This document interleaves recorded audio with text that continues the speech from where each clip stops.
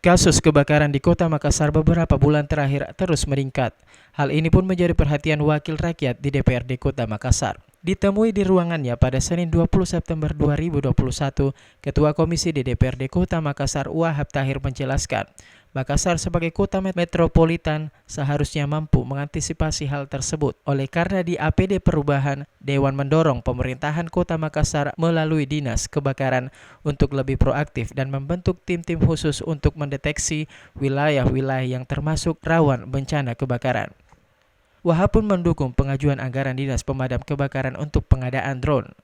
Dengan harapan, jika terjadi musim kebakaran, dinas terkait cepat tanggap dalam mengantisipasi. Oleh karena itu, di APBD Perubahan 2021 ini kita dorong pemerintah kota dalam Dinas Pemadam Kebakaran untuk lebih proaktif untuk kemudian membentuk tim-tim khusus di wilayah-wilayah yang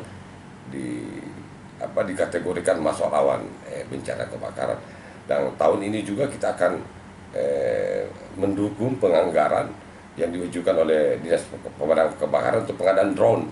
Drone itu untuk mengantisipasi memantau pergerakan wilayah-wilayah yang rawan kebakaran sehingga kalau ada musibah kebakaran kita cepat tanggap. Legislator Partai Golkar ini juga memperhatikan peralatan personil serta ketersediaan air, di mana jika sebelumnya itu terganggu, maka pemerintah akan sulit mengantisipasi jika terjadi bencana kebakaran.